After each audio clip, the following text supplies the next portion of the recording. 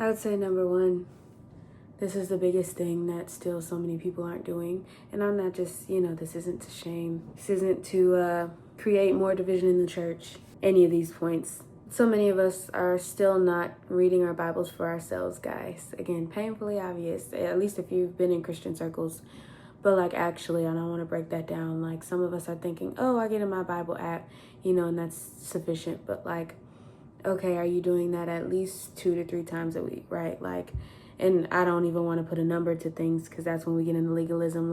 Oh, if you're not spending at least an hour a day, But you need to be increasingly, spending more and more time with the Lord, and that's biblical. That's just period. If you didn't know, this is where God tells us who He is. And just like any relationships on earth, I always tell people, compare it to anyone that you were trying to get into a romantic relationship or start a friendship with. You can't build connection with them if you don't know them. And you don't get to know someone unless you spend time with them, talking and learning about them and all the things. It's the same thing with the Lord, y'all. People are starting to talk about community more and more often, and I mess with that. And just for context, this is coming from somebody who typically, right, coming up or just especially in my later years, right, after you go through a few things, sometimes you get really closed off to the idea of community. But as I've shared many times on this channel, me and my husband, we host a Bible study here at our house. And at first I wasn't as fond of it, but y'all, throughout the years, and I said throughout the years, it's been forever. Throughout these 2 years that we've been doing that, and my husband being the real kind of driving force behind that community aspect and us hosting and things like that, I bite my tongue or eat my words and say that it has been one of the most influential things I think on my walk. I think there have been a lot of things, I don't know, like fasting and prayer, different things I've shared about on my channel as this channel has grown with me throughout the years that have really brought me closer to the Lord and just grown me. But the community aspect of things, guys, again, we live in the, I don't need anybody culture. I don't trust anyone. I don't need to go to church culture, but you need community, guys. You were not made to be apart from the body. That's the whole point of the metaphor of the body, is that, the hand can't say to the foot, I don't need you. Or the foot, the hand can't function properly. The body can't function properly if it's missing the toe, the finger, the leg, the arm, whatever. And so another part of the T is that not only are you missing out on certain growth, certain even fun times, right? Let's just talk about fellowship. But not only are you missing out on the benefits of community for you, but you are also stealing your gifts from being used in the body, which is what they were made to do, right? The New Testament, I think of Corinthians, I think of so many scriptures, right? I'm always pausing to quote. I'll probably put some on the screen as well. But I think about when it talks about how everything should be used for the building up, right? Building up of the church. And so you have gifts that are meant to be used in the body. And that can't happen unless you're in some kind of regular community. I know we've all been hurt. I know church hurt is a thing. That doesn't mean that A, we turn our face away from God. And B, that also doesn't mean that we turn our face away from His church. Because that's His bride. Remember, that's the one whom He loves. And that includes all of us. I made a video the other day about Jonathan McReynolds' song, People. And the whole song, he talks about, people have done this. And Lord, save me from these people. Can't even say names. It's just people, the things that people do. But then at the end, he says, forgive me, Lord, when I'm one of those people. That's the T that a lot of us don't want to get into. The same church that hurt us is oftentimes the same church that will heal us, and we are oftentimes a part of the hurt, and we don't even want to realize that. I put this here because, it's no new thing to say that the world, will mislead you.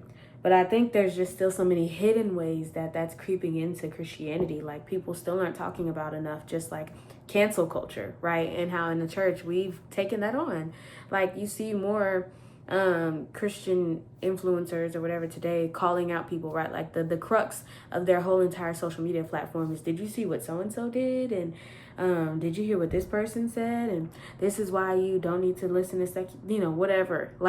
It's not even just music. That's a big popular one, but it's also churches and pastors and just so many different things. Eating, is even sometimes a hot topic. You can see it's become a thing where the church is buying into this, exposing everybody culture and, looking to see who we can shut out or call out to make ourselves feel better. I've shared openly about sin on my channel. If you've been watching me, you know that I am not one to say that we should never call out people, never expose sin. But let's be real, it's become more of a cancel culture thing than anything. That's one way that the world I think is still influencing the church. Another is that in general, I've heard somebody say this on a podcast. If you know, you know, really the only podcast I listen to for real is with the Perrys. I'm very selective about who I listen to. But another way is that a lot of people aren't realizing that with the culture's consumption, the current world's consumption of social media, we as Christians have also taken on this habit of, I think, looking to social media or looking to media in general to replace being poured into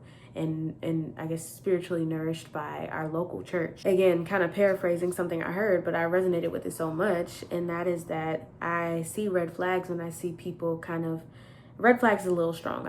It's not that, you know, concerning in the sense of like, oh, I'm worried for your faith. But my you know, discernment ears kind of go up when I hear people more enamored with online pastors or sermons that they hear versus something that they learned in church or in their local Bible study group or in their community group. Again, it's not black and white. It's not an all or nothing type thing. I'm not saying that you can't never, participate in listening to online sermons. I just said that I did. Let's be, come on, we got to get back to thinking with nuance in mind here. Because I know there's always those people who are like, now you're saying it's bad to listen to online sermons? Guys, come on. What I'm saying is that I think we've gotten away from, again, kind of tying into the community aspect, but I think we've gotten away from what it looks like to be the body of Christ and what that looks like for our local community and for our neighbors, right? Like neighbors. Like I think there is an aspect of, yes, obviously everyone is our neighbor, but I think also like we see this like in the epistles, right? In the New Testament, when you had the church at Corinth, the church at Ephesus, right? Like they didn't, just be listening to any and everybody in the world because they couldn't, right? Like social media wasn't a thing then. But I think there was something beautiful in that, like they were called to be long suffering because they had no other choice. And so they had to learn how to bear with their neighbors that were in proximity to them. And that was their church, right? Like it wasn't, I can go wherever, I can have this consumer's attitude. Oh, this church isn't serving me, so I can go down the street to the next one. No, it was it wasn't like that. It was more like, no, this is the people who are around us. These are our neighbors.